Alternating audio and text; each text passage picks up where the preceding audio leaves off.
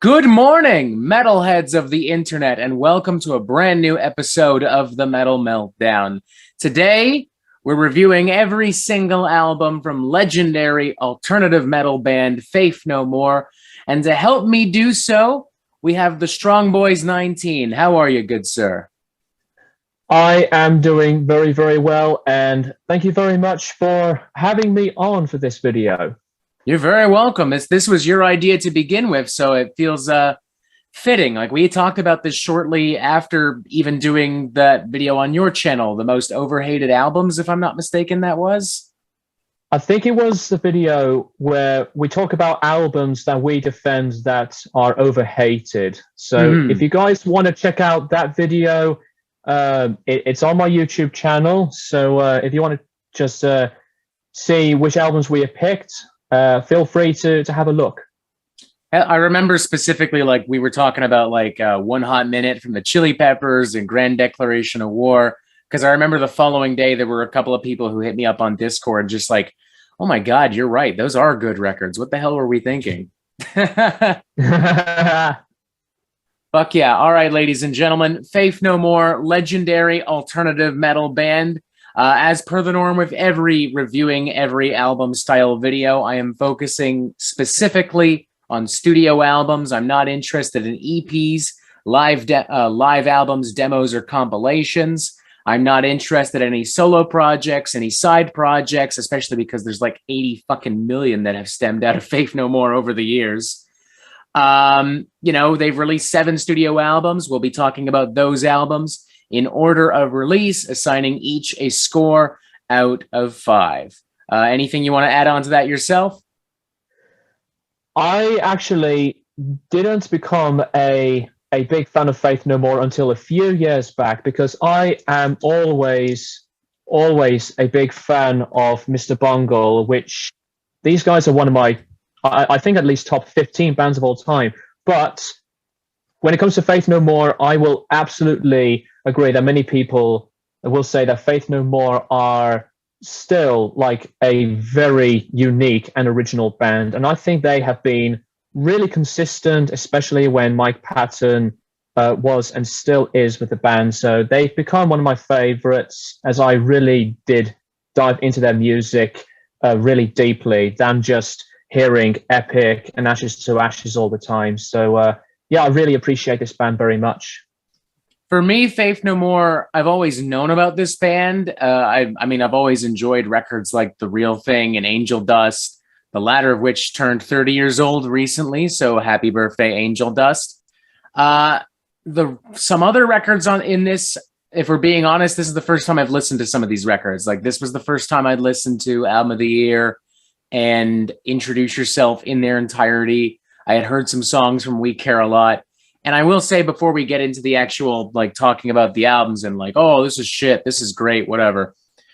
It's kind of fascinating looking back at their discography and like seeing little elements and bits and pieces that are now so commonplace in metal, but in the 80s and 90s, not so much. Like looking back specifically at records like Angel Dust and records that came after that, I see a lot of stuff from like, oh, this absolutely paves the way for like a lot of mathcore, like Dillinger Escape Plan and Converge. I mean, Greg Puciato from Dillinger Escape Plan is he is by his own admission a total Faith No More fanboy, a total Mike Patton fanboy.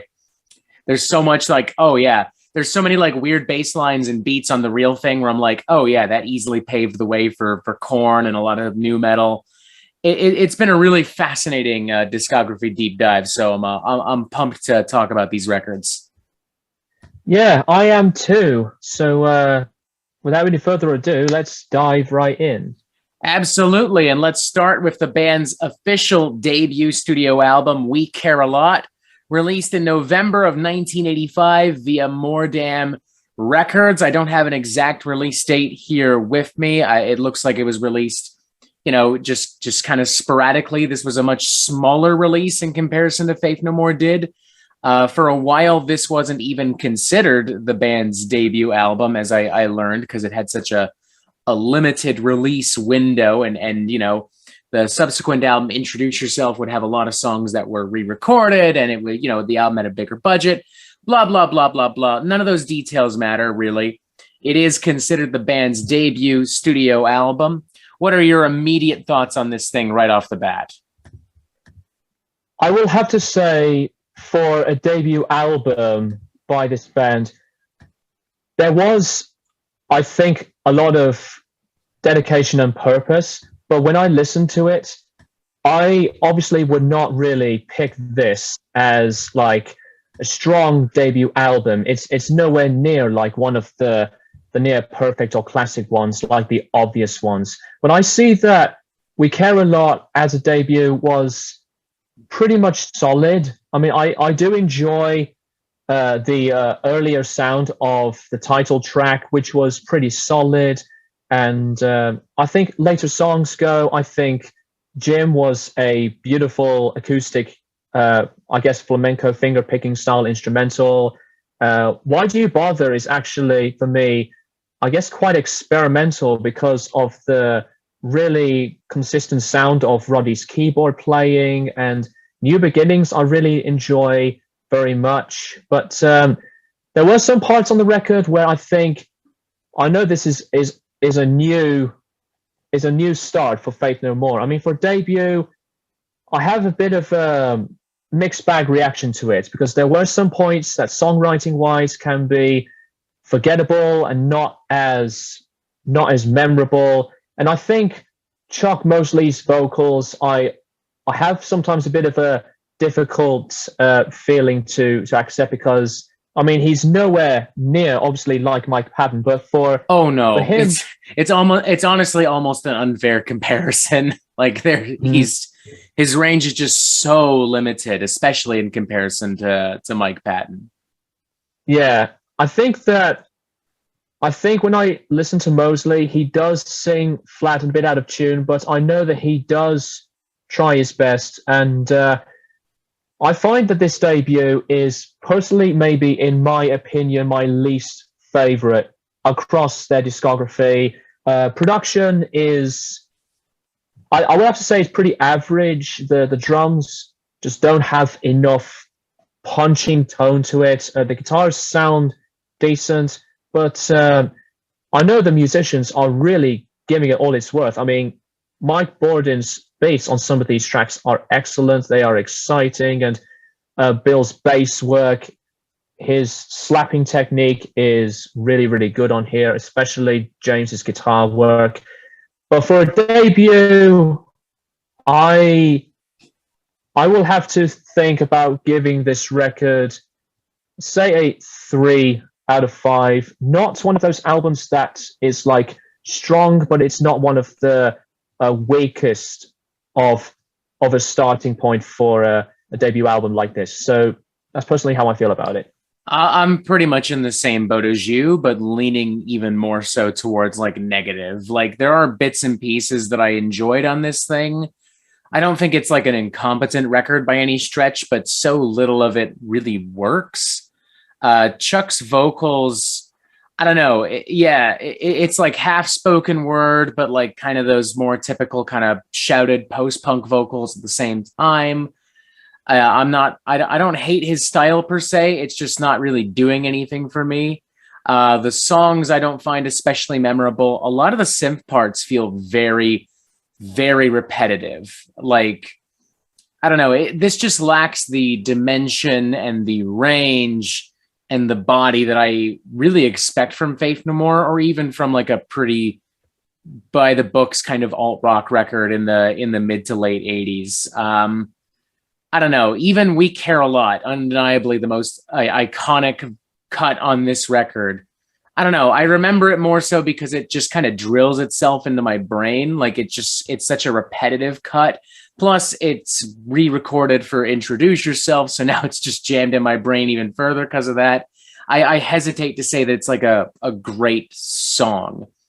Ultimately, I found this to be a somewhat boring record, honestly, for the most part. I mean, some of the songs you mentioned grabbed my attention, but I lean towards giving this like maybe a 2 out of 5, maybe at best a 2.5 out of 5. And I think even that might be stretching it a little bit.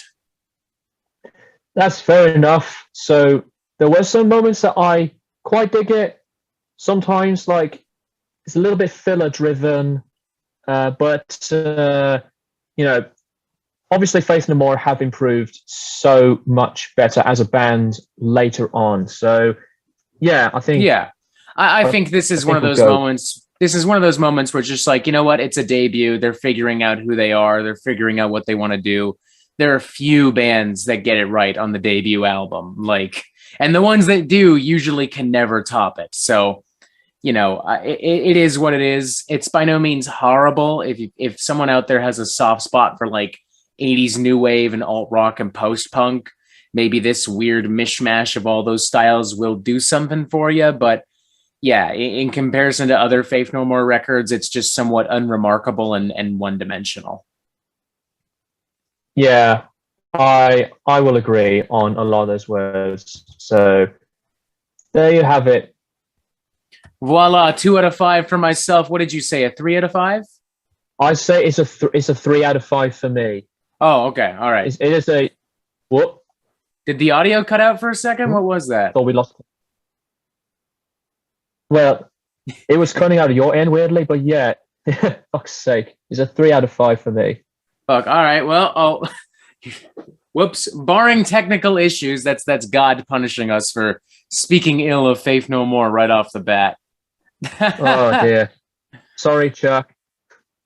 Yeah, rest in peace, Chuck Mosley. Honestly, he died a couple years ago, wasn't it?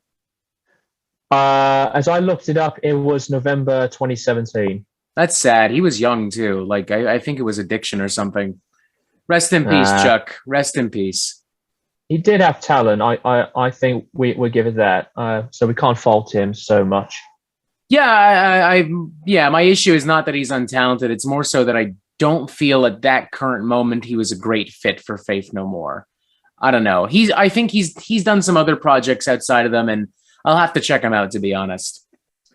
Speaking of moving on, Introduce Yourself, the band's sophomore studio album, released April 23rd, 1987 via a slew of different record labels, apparently. Slash, London, Rhino, Warner Brothers, Liberation, and Metronome. Why so many labels? I don't know. This feels like a continuation of what we heard on We Care a Lot, I would say. But I would also say that this is like off the bat a much stronger record. It suffers from some of the same problems, in my opinion, but it's ultimately a more cohesive record. It's bigger, it's brighter, it's much better produced, and it feels closer to what I have come to expect from Faith No More.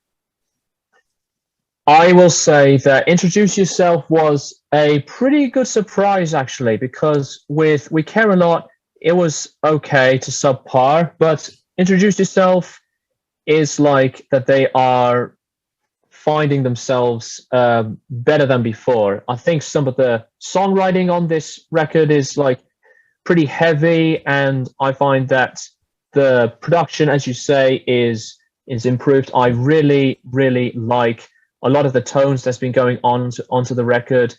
Anna's song to Faster Disco, Death March, and even on the re-recording of We Care a Lot, I think it was a lot better. But I think that there's a lot of more defining moments in terms of lots of skill, and Chuck's vocals have just been pretty much the same tone-wise, but I think he really does find more of like a stronger tone, but you know, not like a wow type of thing. But his vocals on here, sometimes he does sound pretty good on here. But I think that Introduce Yourself is a great improvement over the last record, because some of it's like on bringing in some more definition in terms of some of the songwriting, which I think it's a bit more consistent and a bit more memorable. Really enjoy a lot of the stuff on this record, and I know that some fans will say that this is like a very underrated album. I mean, Matt Wallace who would later on produce the later Faith No More albums, says that this is an overlooked album. So Okay.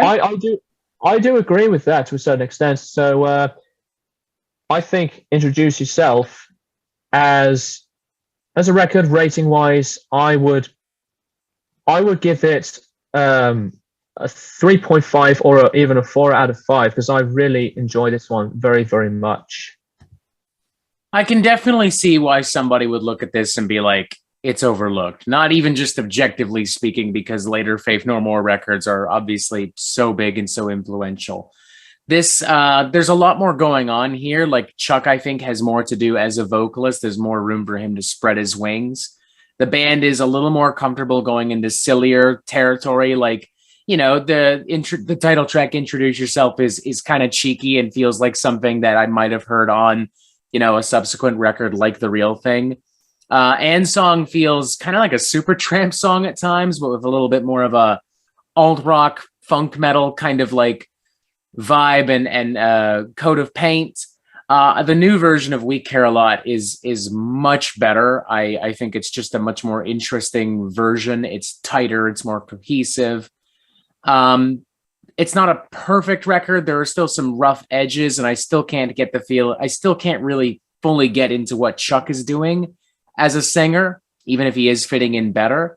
I would feel comfortable giving this a pretty solid 3 out of 5. Like, I'd have no issue recommending this to somebody who was like maybe super into the Mike Patton stuff, but didn't bother to listen to this and wanted to, you know what I mean?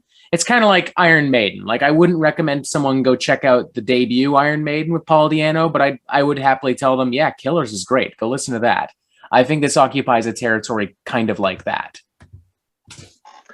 Yeah, I agree with that, and I think with Introduce Yourself, it's a record that I would absolutely go back to and play in a very very comfortable way. Although not one of the top favorites for me, but I could listen to this album a lot more than the last record. It's got way more replay value. I mean, it's just a more entertaining record. The hooks are bigger, the performances are stronger. It's everything that the debut did, but just done better. I guess very simply put. Yeah, I agree with that as well, 100%. Hell yeah. So that's a 4 out of 5 for yourself, a 3 out of 5 for me, or did you say 3.5 out of 5? I would stick to a 4 personally. Okay. Hell yeah. And this brings us to the band's third studio album, The Real Thing. I think this is where most people become officially aware of Faith No More. Released June 20th, 1989 via Slash and Reprise Records. Their first album with Mike Patton of Mr. Bungle, Dead Cross, Tomahawk, and about 1,500 other bands fame. He's a busy motherfucker. Initial thoughts on this record? I really like this one so much. For a debut with Mike Patton, his voice is more or less like on I guess that higher pitch kind of vocal range, and he's I think he's pretty characteristic on this record. But The Real Thing as an album is one of my favorites. I don't blame a lot of fans that some will say that this is their favorite Faith No More album because everybody knows their pick. We don't need to talk about that one, but I mean, it is their biggest hit. Well, besides We Care a Lot, anyway. But From Out of Nowhere is a fantastic opening track. It is super catchy. Melody-wise is really strong onto the hook. For Patton as a vocalist, he shines so much better, and it's no wonder that the rest of the band do agree and think that Patton is the fitting tone with the rest of the band. Falling to Pieces is another one of my favorites because, I mean, it is incredibly fun to listen to, and I find that the chorus is really uplifting, and I know that I believe one of the members just hates playing this live. I believe it's Oh shit, really? I believe it's yeah, I believe it's Bill Gold, the bassist, or maybe Oh. he. I'm quite surprised about that because Is Falling it to like Pieces. especially difficult for him to perform, or does he just not like the song? Um, I think that, or maybe it's because um, I don't think it's really a complex song, but I guess it's just so basic for him. But I don't really know. But I really like Interesting. that song. That's It's got a interesting. lot of Because I almost yeah. because like there was a period where Slash didn't like playing "Sweet Child of Mine," and when Robert Plant wouldn't play "Stairway to Heaven," but they both eventually gave in. So has Billy ever given in and been like, "All right, fuck it, we're playing this song"? To your Yeah. knowledge? As I just found out that he did say at one point that um, I think I found it here at the Phoenix Festival in '93. He did say that it'll be the last time we'll ever play this song again. So I really don't know. He says the song sucks, but I don't agree. I think it is really groovy, and I think he just finds it boring, to be honest. But I don't care. It's one of my favorites on the album. Huh? Um, Yeah, it's a good song. I can't see the issue. no, I don't either.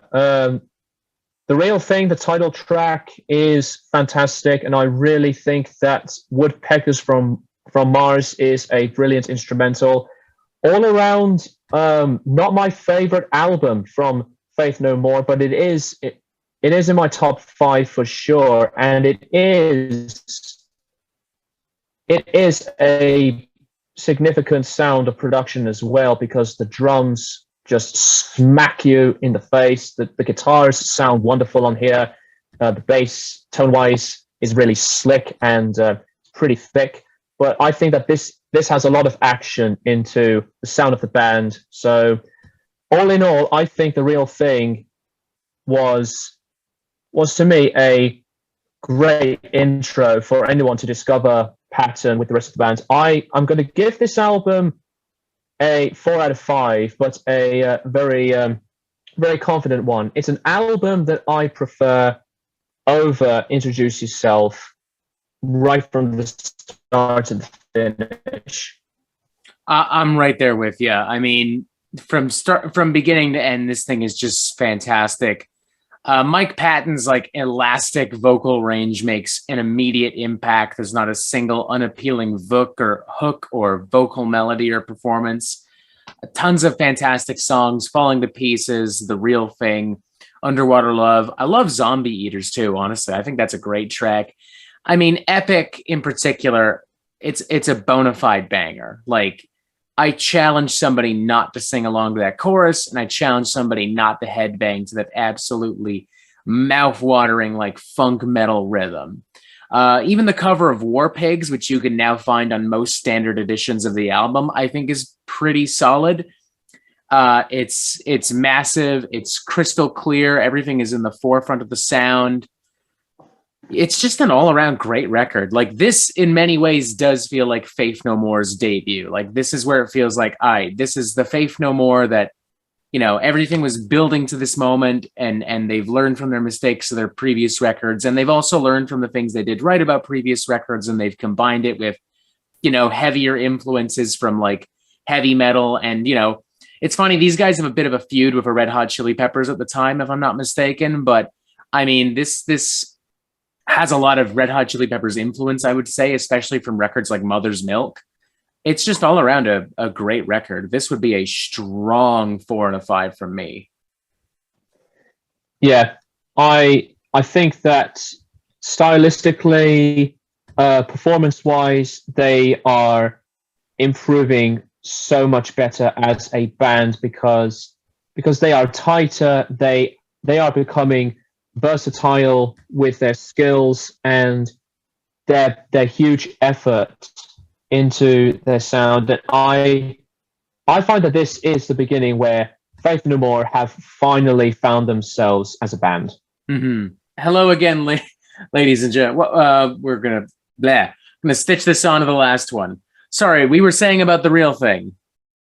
Yes, I think that The Real Thing is a way better album than Introduce Yourself, because I think that this is where Faith No More as a band have finally found themselves with musicianship, their wonderful tones matching everything all in one piece, with better production as well, stronger songwriting, and this is obviously the beginning where their attraction to the media and the audience really escalates. So This I is think that pretty much this is pretty much the breakthrough record. I mean, if I'm not mistaken, this is still, like, commercially speaking, one of their biggest records. Yeah, it became a very big success. I mean, it did receive a platinum status certification in both the US and Australia. Only went gold in the UK, but the album got to number 2 in the Australian charts. But for America, it went to number 11. So yeah, The Real Thing, fantastic record. One of my favorites. It's absolutely one of the records that I would play a lot more than the previous two. Mm-hmm. I think before Zoom cut out and we had issues, I gave this a 4 out of 5. You give sticking to a 4 out of 5 yourself? A 4 out of 5. Hell yes. The Real Thing. It's The Real Thing, ladies and gentlemen. Check it out. I don't know what else to say. Next up, we have Angel Dust, which I'm learning now is actually the band's best-selling album to date, having sold over 2.5 million copies worldwide, debuting at number 10 on the Billboard 200. That's pretty impressive. Came out June 8th, 1992 via Slash and Reprise again. Happy birthday, Angel Dust. And may I say, Angel Dust, you're looking and sounding pretty fucking young for a 30-year-old. You're looking and sounding pretty fucking good. What I love about this record right off the bat, this is without question the band's most dynamic and theatrical album. It's an expansion on everything the Real World did so well. It's funkier and more experimental ideas. It's a more progressive record. It's way more diverse. There's so much going on. I could probably do an entire video just about Angel Dust because there's so much going on. Like, you've got RV, which kind of feels like it's got elements of like country and southern rock almost, with the slide guitars and the smoother vocal lines. It almost feels like a southern ballad that's drunkenly flirting with like jazz and lounge music. You have Land of Sunshine and Malpractice, which are like uncomfortably weird and aggressive at times. Be Aggressive and Crack Hitler, which are super edgy and corny, in the vein of like some of the earlier Red Hot Chili Peppers stuff, and even some other stuff like Mr. Bungle honestly comes to mind here. Mike Patton definitely flexing his creative muscles and getting weirder and wilder. Their cover of Easy from the Commodores remains smooth as fuck years later. And Simpson keyboards finally feel like really important to the sound. They add so much character and weight. Like those kind of crescending keyboards and those organ pieces in Land of Sunshine, it brings to mind like Diary of a Madman, but if it were rewritten by like a prog or an alternative metal band. I have got to absolutely say that this is the band's masterpiece. I am a huge fan of this record. This was the album that made me fall in love with Faith No More. Because some years back, I decided to buy the albums when Patton was in the band. And when I did discover Angel Dust, there was just a part of me that makes me want to play it over and over and over and over again. I think that this is the band's magnum opus. I 100% agree. 100%. I cannot get a hold of this whole record from start to finish. It's made in like different personalities. It's melodic. It is catchy. It is quite schizophrenic. It is mental. It is quite uncompromising for the ears, and it still challenges many audiences to this day. But no, I think schizophrenic is a great word for that, actually. Like, there's so much going on here. It really does feel as if we're almost jumping back and forth between different bands and different personalities.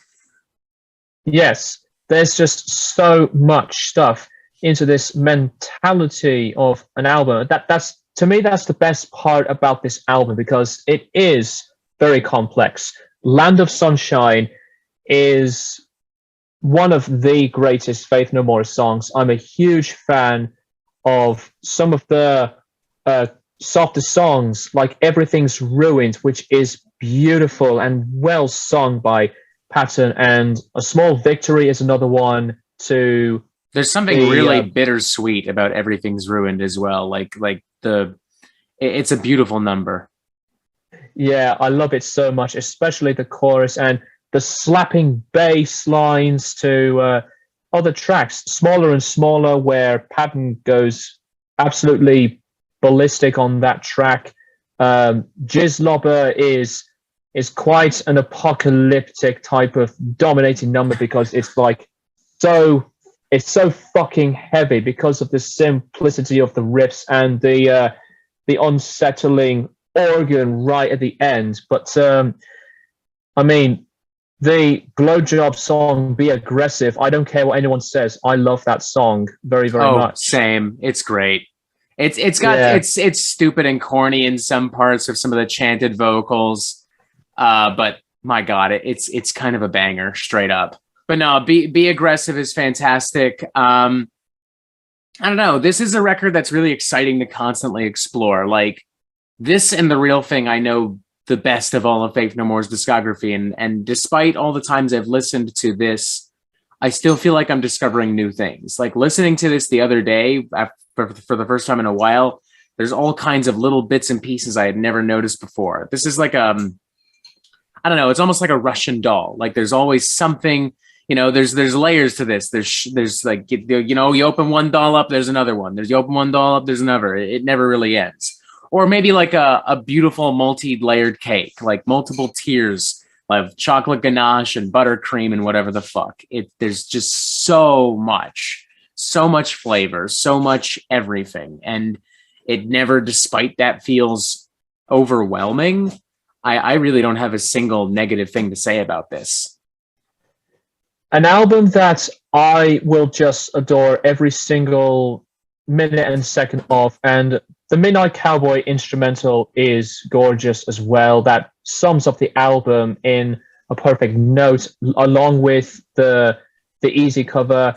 Midlife Crisis is another one that anybody should not miss out on, because that's another banger and a half. And I just love this album so much. Kindergarten to Crack Hitler, the whole record, even on the production, it ages so well. And I'm really surprised still that the band's guitarist, Jim Martin, was not happy because of it having less guitar sound and more keyboards. But I think this is the sound that it's Faith No More at their absolute best. I just love it this much. This is just one of those albums that I would put in one of my top 10 90s albums of all time. So there's not a bad thing about this record whatsoever. It's a 5 out of 5 record for me. One of the greatest albums of all time. I think I'm right there with you with a 5 out of 5. I would go as far as to say that this is Faith No More's best album. Like, I'm not even going to argue. I'm not going to listen to arguments otherwise. That's how confident I am that this is their best album. And I also would say that this is like one of the best alternative metal albums, not just of the 90s, but maybe ever made. Like, this is the gold standard for what this genre is, what it's capable of, what it can do. It's Faith No More pushing themselves to their absolute limit, and thank God for that, because holy shit, what an amazing record. Yes, it is just an explosion of morbid magic throughout the whole record. Even Trey Spruance from Mr. Bungle cited it as a glorious record, and Wise man. It is, yes. So Angel Dust, it's an album that I will talk about for more than maybe 15 to 20 minutes, but we've got to move on. But anyways, 5 out of 5. 5 out of 5 as well. It really is one of those albums, like, I could probably just do a whole video about it, but I'm not gonna. We're already doing a video about Faith No More. And there are other records to move on to, including King for a Day, Fool for a Lifetime, released March 28th, 1995 via Slash and Reprise Records right off the bat. I don't know about you, but for me, this is a pretty significant dip in quality right off the bat for a multitude of reasons. I think that King for a Day as an album was the main one that took me a long time to be attracted with it. But once I got it, I really got it, because this is the first album without Jim Martin, and this is the first to feature Trey Spruance, as I've said, from Mr. Bungle fame, doing guitars this time on this album. And I think it is the only time that he's appeared in a Faith No More album to replace Martin. But King for a Day, I will say this is my second favorite Faith No More album. And I think writing-wise, it's a bit more groovy in places. It's pretty heavy, lower guitar tunings. But I think this is where the variety paints itself in, because on some tracks, you hear a bit of ska in there. You hear a bit more brass in some of these tracks. Not too much, but I am loving a lot of this record. The only song that I am not a fan of, but I don't mind it, Star AD, is a little bit filler for me. And I think What a Day as a song was growing on me. But this album does have one of my top favorite Faith No More songs of all time. The really comforting to funky single of Evidence, to Cuckoo for Kaka, which is maybe the highlight on the album for me, and Ugly in the Morning. Take This Bottle is fantastic. Get Out opens things just instantly with a bang. Just a Man is a live favorite, and I love that soulful vibe about it. King for a Day is pretty sinister as a track, especially with Patton's explorations in his lower register. The Gentle Art of Making Enemies is pretty wild, but also the production on here done by Andy Wallace this time. I think it works so much like Angel Dust, but I think that since that we love Angel Dust very much, it's not a classic album, but it's a very high favor for me. So I really don't understand that some people are so divided on this album, because I appreciate what they attempted to do with this record. And, some fans say this is their favorite album, and I can't blame them one bit. But I love a lot of this record, but it's not Angel Dust, that's for sure. So I'm going to give this album a 4.5 out of 5. So just a few tidbits in between, but throughout the majority of the album, I just love it very much. Well, you and I are definitely not in agreement for the first time in this video then. But that's okay for the record. Contrary to what some people on the internet would like to believe, I have no issue with people disagreeing with me. I will say this. Angel Dust is a difficult record to follow up. And there were tensions within the band. Jim had left. If I'm not mistaken, Ruddy, the keyboardist, was not as involved with the writing and the production process of this record because of some family issues. Kurt Cobain had died and they were close friends. And this all kind of affected him. groove metal is kind of becoming a thing, and it definitely feels like Faith No More is paying attention to that. Like, there are parts of this record where I'm like, God damn, yeah, he's really going at it like almost Pantera style. Same thing with the next record, actually, which we'll get to when we address that. There's also still a lot of diversity to the record: ska, soul, jazz, alternative, and prog rock. And I appreciate all of that. My problem is that, unlike Angel Dust, it never comes together in an especially super cohesive and satisfying union for me. And I think it is because the band is a little fragmented at the moment. It's not so much that the songwriting is bad per se, just no one's really 100% feeling it, with the exception of Patton, who, as per the norm, singing his fucking guts out. I'm amazed by some of the inhuman hooks and melodies on this thing, especially when he does finally tap into his lower register, and even when he goes for those almost like glass-shattering metalcore, post-hardcore screams. Like, with that in mind, there's a lot of stuff on this record where I'm like, it's becoming so obvious why the Dillinger Escape Plan was a big fan of Faith No More. Like, I can see that you can draw a clear line from this album to Dillinger Escape Plan and a lot of mathcore and post-hardcore. I see it clear as day. But yeah, I mean, it's kind of too aggressive for its own good in some parts. It's too janky for its own good in some parts. I don't know, man. Cuckoo for Kaka, I think, is a great song. Evidence, I like how more laid back it is in comparison to other tracks on the record.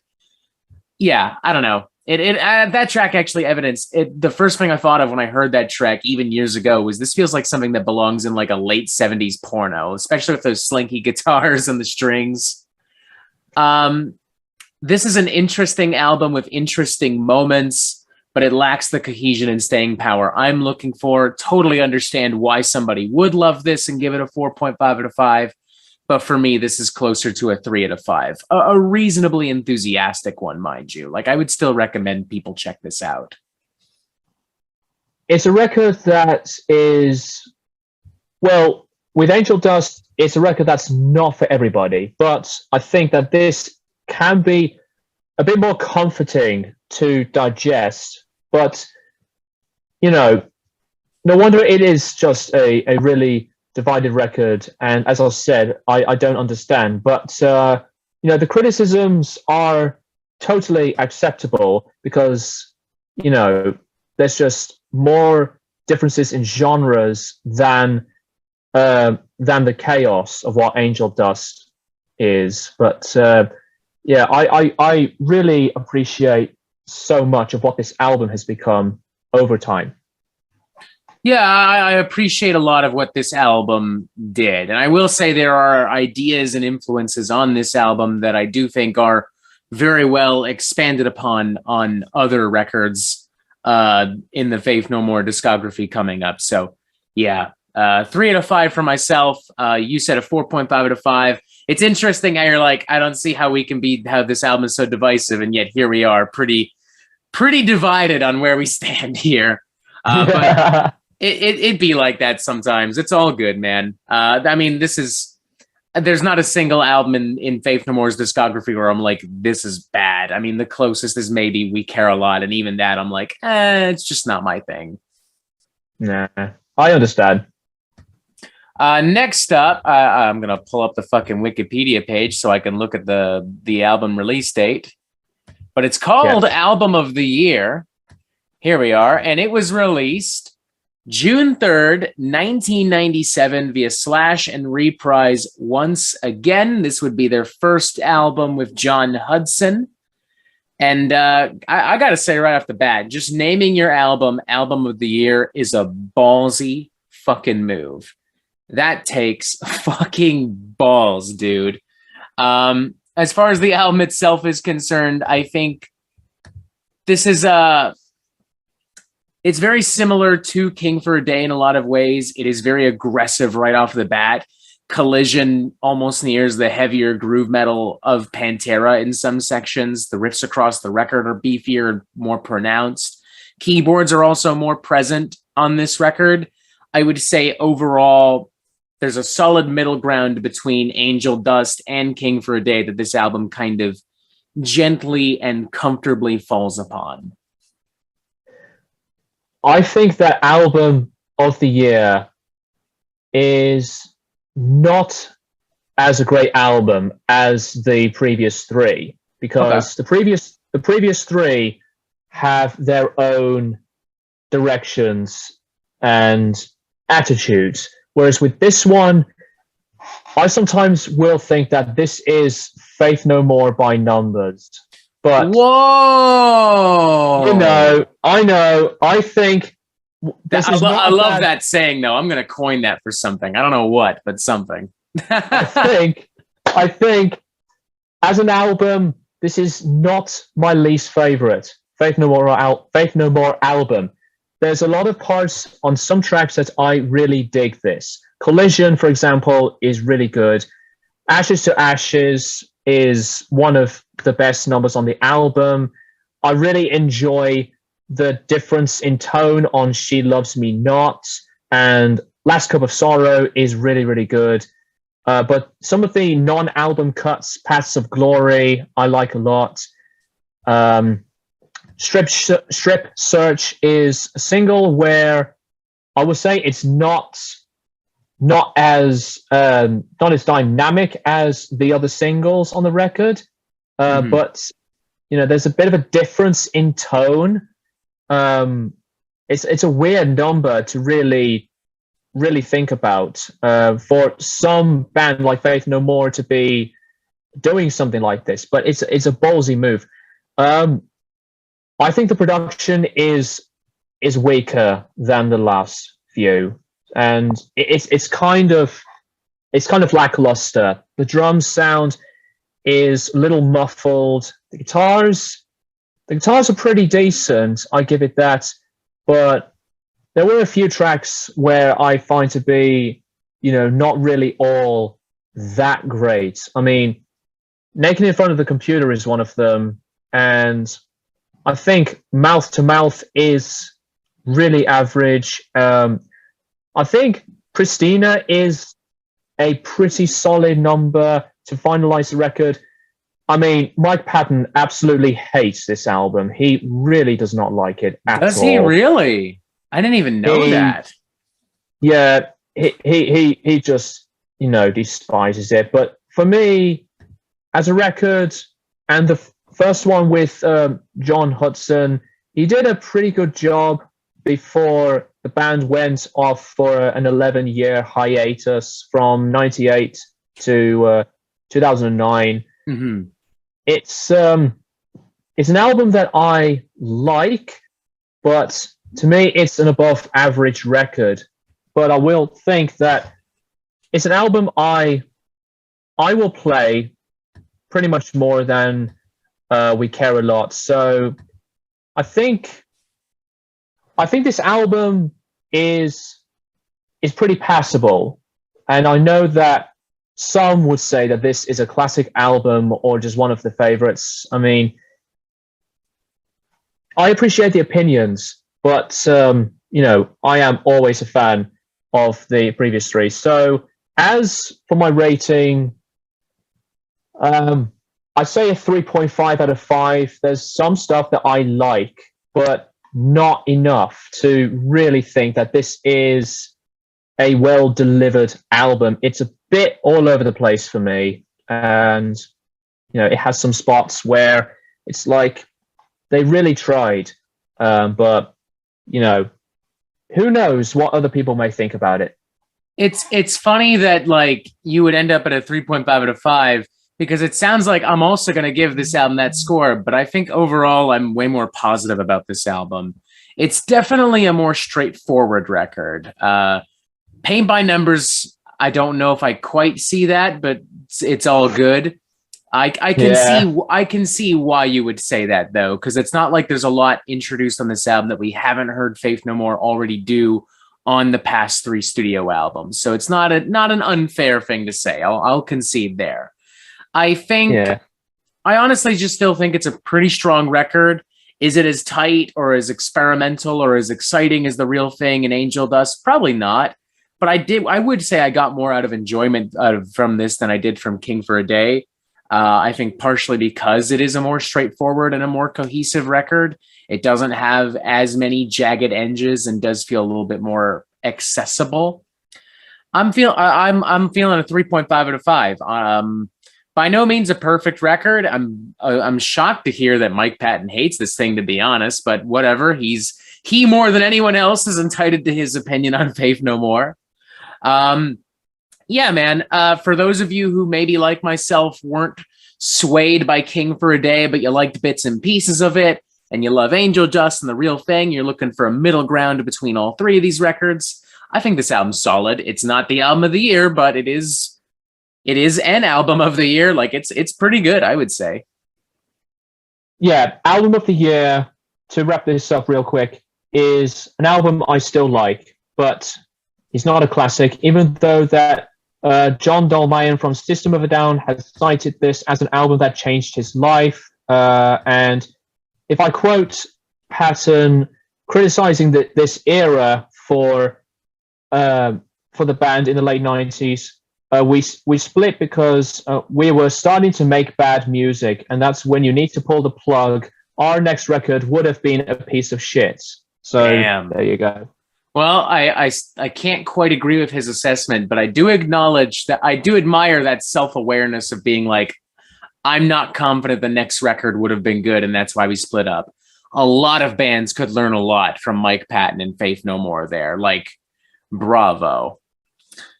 Somewhat ironically, though, Faith No More would go on to release another album, Soul Invictus, albeit it would be released nearly 20 years later, May 19th, 2015, via Reclamation and Ipecac Records. This is their first album in 18 years, to be exact. It's their first without any lineup changes in some time, which is interesting considering the massive time gap. What are your thoughts on this thing right off the bat? I have thoughts that might be controversial. Might be.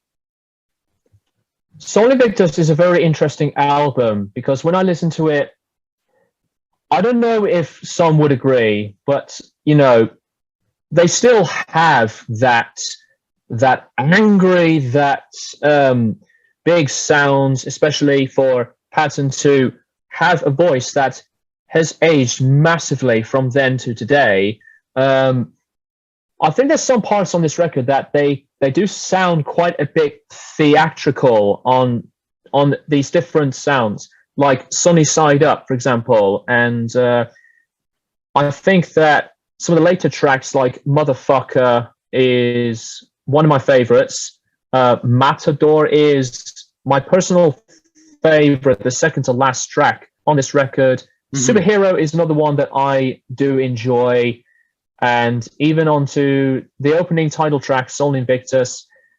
I think that it's a record where I think I could be wrong, or maybe they have had a bit of that maturity type of side, because they have moved away from everything they've done, for new material wise, but there is some really solid stuff on here.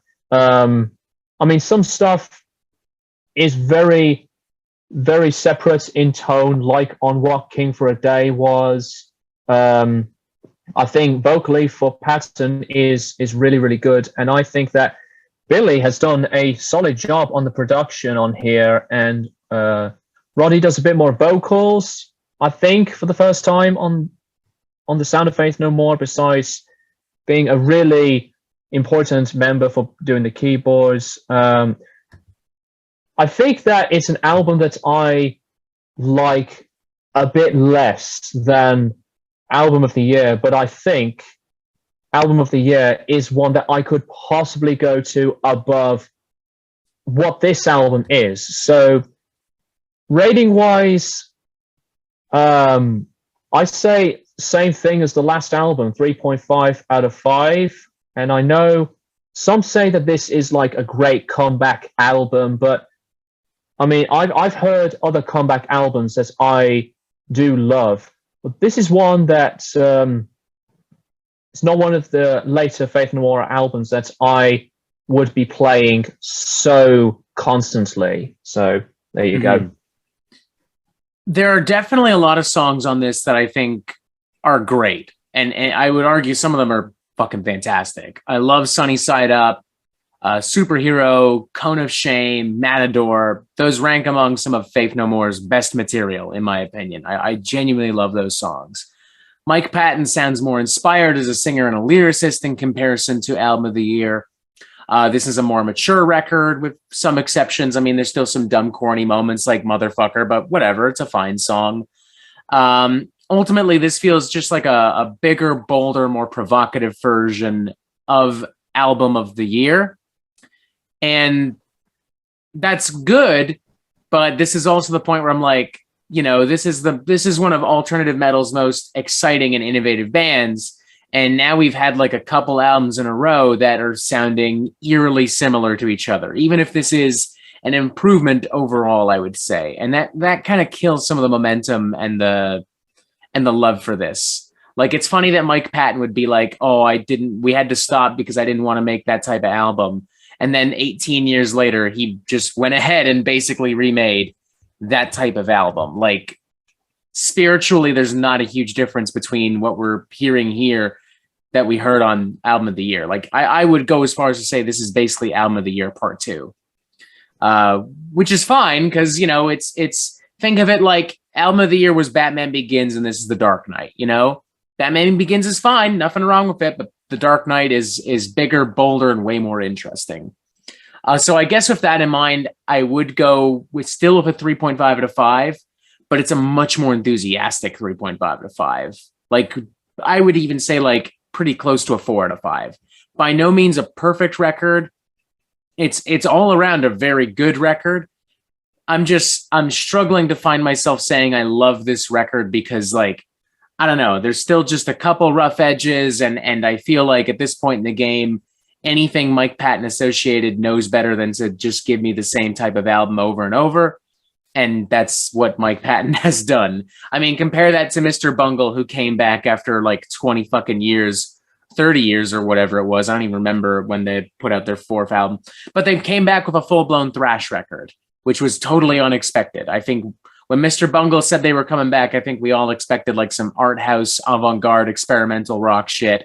And instead, no, it was like, no, I got Scott Ian and Dave Lombardo, and we straight up did an old school thrash metal record using material from the old Easter Bunny demos. It's like, cool, totally unexpected. And I was waiting for that element of unexpectedness on this, and I never got it. So yeah, all around still a very, very good record. But if Faith No More is to do another album, I would hope for something significantly different from this. I would hope that they do something much more interesting, much more at the level of creativity and ingenuity that we've seen from The Real Thing and Angel Dust.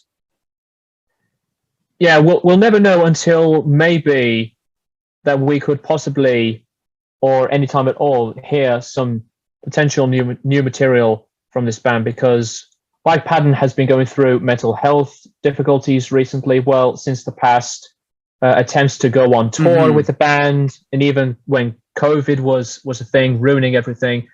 But if this would have been known as their final album, I think it is solid. But you know, who knows what might happen? I would be fine if this was their final album. You know, like I mean, y'all know me. I'm not the type of guy that's like, my band needs to put an album out. My favorite band always has to have a new album out. Like, people are pumped for new Megadeth and new Metallica, and I'm like, I'm not. They can retire. It's fine. It's fine. It's better to end on a high note than to end on a low note. So if this is their final album, great. I wouldn't object to hearing another album, but I'm not crazy pumped about the prospects of it either. No. So I think Soul Invictus is a very solid album, not in my top 5, but, you know, with one of alternative metal's most beloved household names in music history, I think they're still at it with being one of the greatest bands into that genre, alongside a lot of others. So there you go. Hell yeah. 3.5 out of 5 from both of us. And with that in mind, ladies and gentlemen, voila! Reviewing every Faith No More album. This was fun, good sir. Yes, really enjoyed it. And it's been a blast to be a part of it. Hell yeah. I wish we had more time, but Zoom is really fucking with me today. They're like, I don't know what, I don't know. Zoom is just fucking with me in general today. They're like, oh, you got 3 minutes left. I'm like, no, I fucking don't. Fuck you, Zoom. I paid for this. Actually, I didn't. Nah. It's supposed to, well, I might have to after this, though. I'll figure it out. Irregardless, reviewing every Faith No More album, ladies and gentlemen. Let us know, what is your favorite album from them, your least favorite album from them. Did we get it right? Did we get it wrong? Did we get it, somewhere in between, maybe? What are some other the bands that you would like to see being the subject of this video in the future? Tell me about other Mike Patton projects, if you like for instance, Dead Cross, which I'm way more pumped about hearing than a Faith No More record, if we're being honest. And voila, that is it. Subscribe to TheStrongBoyz19. Check out his channel if you have not already. Do the same for mine if you somehow aren't already. Anything else you want to say last minute, real quick? I would like to say thank you so much for having me on as a special guest for this video. And for any newcomers who have just tuned in for the first time, make sure you go and subscribe to the Metal Meltdown, because he's one of the best reviewers on the YouTube community. That's incredibly kind of you to say, bud. Thank you very much. Thank you for being here. Thank you for being patient, because you asked me about this like back in November. We'll do something like this again sometime. I got to do more collabs and more of these albums in general, more of these videos in general. So hell yeah. Press subscribe. Have a good day, everybody. Cheers.